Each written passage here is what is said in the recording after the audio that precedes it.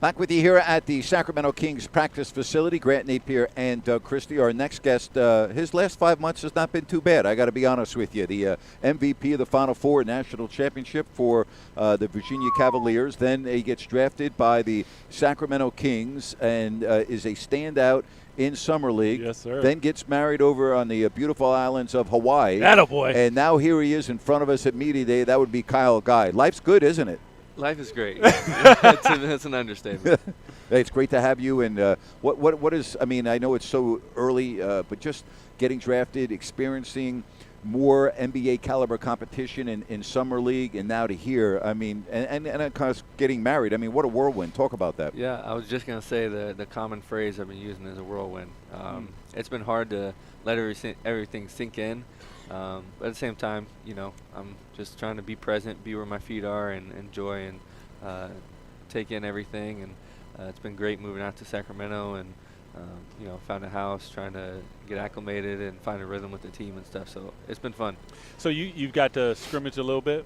Yeah, we've been playing 5-on-5 for a couple weeks. Buddy talk a lot? Buddy talks. You talk back to him? No. A Not lot of yet. time we're on the same team, though. Oh, so okay. Okay. So But he just wants you to pass the ball. But I got to tell you, I watched you. You know, you're making shots just like Buddy, man. So that's got to. You guys have to have some pretty nice games of horse. Yeah. We'll have to, you know, add that to the calendar for sure. Yeah, Buddy is a big-time competitor. Anything so far, I know this is just, you know, you've been through Summer League, but when you get to this level of competition, and, you know, these guys are going to be on the parent club, anything shock you? Anything stand out that maybe you weren't expecting? I would just say the fact that you playing defense really doesn't matter. Yeah. They're probably going to score. You know what I mean? Especially in an open gym setting. Good like, offense beats great defense. Every single time. Yeah. So, that sucks, too. Just the you know, at how high of a caliber these guys play and can make shots is pretty unbelievable. You're talking to a guy that guarded Michael Jordan, LeBron James, and Kobe Bryant. Is that true? So he has no idea what I'm talking about. Man, you do everything right, Don't matter. and it's still wrong. Mm-hmm. Yeah. You know, I left one real key element out of your summer, and that is that the Kings were so impressed with you in Summer League that you got a two-way contract. I mean, that's putting a lot of faith in you early. Yeah, 100%. I was super grateful because, you know, I'm not someone that's going to be like, oh, 59 teams, you know, messed up, not taking me out. But they definitely took a chance on me. I'm a very, you know, low-risk, high-reward guy. So just happy to be here. What's the one thing that you, or do you, try to focus on that you're saying, this is going to help me get to the parent team? Yeah, just defense, getting a little bit bigger. I'm pretty strong for my size. It's just a matter of fact if I'm going to put weight on or not. So trying to do that and play defense, figure out my angles and whatnot. So that's what I was going to say. When you say defense, what are the aspects of that side of the floor you would like to improve? Yeah, trying to beat ball screens and be able to get into the ball handler a little bit, and because I get detached sometimes and it's hard to play defense like that. So I would say beating ball screens and you know, keeping guys in front more consistently, probably the biggest things I'm trying to work on. I know you've been asked this hundreds of times, but this is the first time that we are having you on with our Sacramento audience. So I do want to take you back to the Final Four and that play in the corner, and now you have to go to the line and make your free throws on the heels of the year before with arguably the greatest upset in NCAA history. I can't even imagine everything that went into those free throws. I mean, we're talking about the obvious, and yet you're the guy that's got to get this team over the hump to the finals. Take me back to that moment. It's a nice pun there, you know. I think you said it best. Just everything culminated into 3 free throws. Everything from when I first started playing basketball to, you know, people telling me I was too skinny to play in the ACC, whatever it was. And then back to the backyard. You know, that's what I told myself right before I shot the first one. Was like, look, there's 80,000 people here, 5 million watching on TV, whatever. Like, this is what you've lived for, so why not, you know, make it come true? I was roommates with your head coach for the Pan American Games, Coach Tony Bennett. Terrible guy. Yeah. Terrible guy.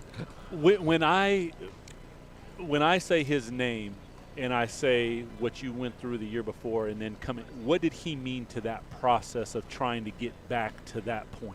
He meant everything. I think we were all in shambles, especially me. We were all broken and just kind of didn't really have an identity at that for the next couple weeks.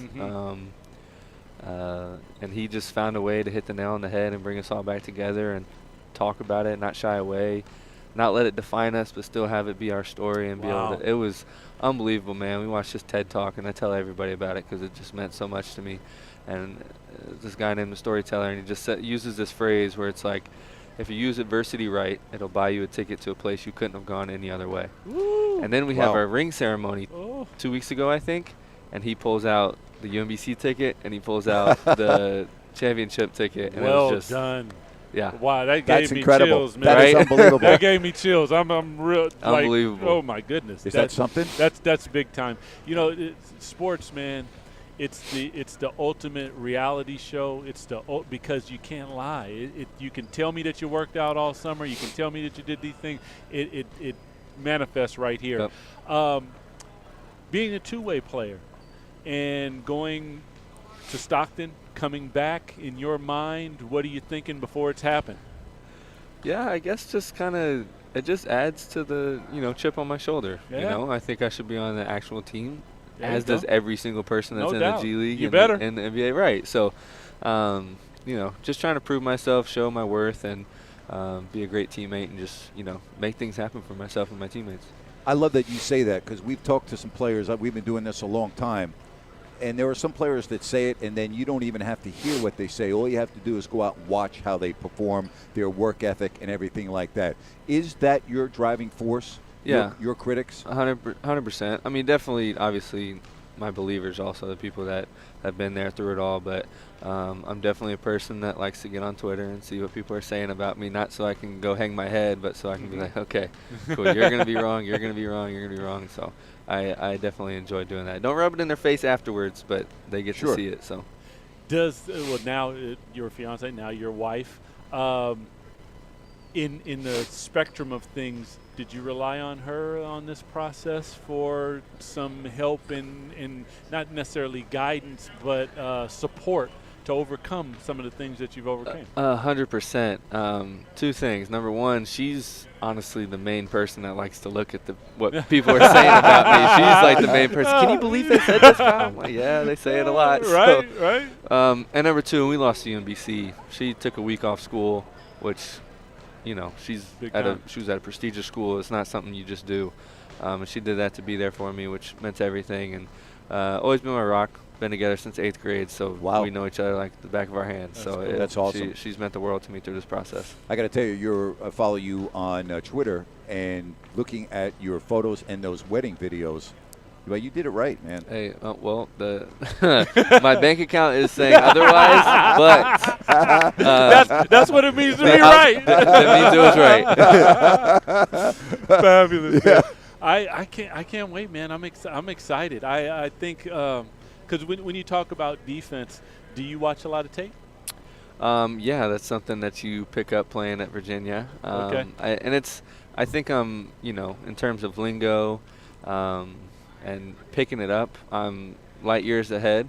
But when it comes to, actually keeping somebody in front that's bigger, stronger, that's the stuff I need to work on. Help side defense is, clockwork now after playing for Tony Bennett. But just on-the-ball stuff's really what I need to work on. Oh, man. I told you I played my first ever lacrosse game in college at Virginia.